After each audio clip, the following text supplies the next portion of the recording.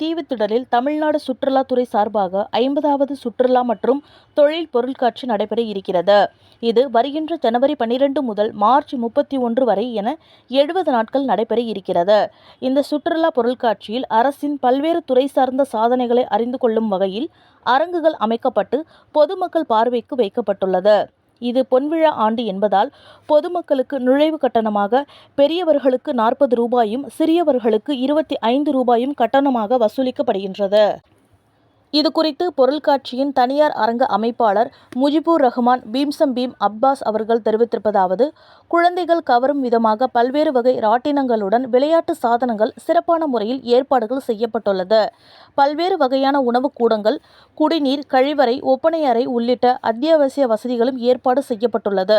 பொதுமக்களின் பாதுகாப்பை உறுதி செய்யும் வகையில் கண்காணிப்பு கேமராக்கள் பொருத்தப்பட்டுள்ளது.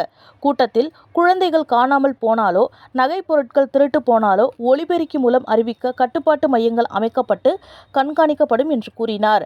மேலும் காவல்துறையும் பாதுகாப்பு பணியில் ஈடுபட்டுள்ளனர் என்று பொருட்காட்சி ஏற்பாட்டு நிறுவனம் சார்ந்த நிர்வாகிகள் செய்துள்ளதாக தனியார் பொருட்காட்சி ஏற்பாட்டாளர்கள் தெரிவித்தனர். பொன்விழா தமிழ்நாடு சுற்றுலா வளர்ச்சி கழகம் நடத்துற இது 50வது பொன்விழா. இதுதான் இந்த வருஷம் தான் ரொம்ப கிராண்டா பண்ணணுங்கிறதுக்காண்டி இப்போ பார்த்தீங்கன்னா கவர்மெண்டோட டிபார்ட்மெண்ட் பூராமே ரொம்ப எக்ஸ்பென்சிவா பண்ணியிருக்காங்க. பூராமே 38 டிபார்ட்மெண்ட் ரொம்ப எக்ஸ்பென்சிவ் பண்ணி கொஞ்சம் கரெக்ட் பண்ணி வந்திருக்காங்க. 12ஆம் தேதி மினிஸ்டர்ஸ் ஓப்பன் பண்ணிட்டு போயிருக்காங்க. 12ஆம் தேதியும் 13ஆம் தேதியும் ஃப்ரீ டிக்கெட் கொடுத்துருக்காங்க. இன்னையில இருந்தா டிக்கெட் போட்டிருக்காங்க. இன்னைக்கு பூராத்துக்கு இன்னையில இருந்தா ஃபுல்லா கம்ப்ளீட்டா டிக்கெட் போட்டிருக்காங்க.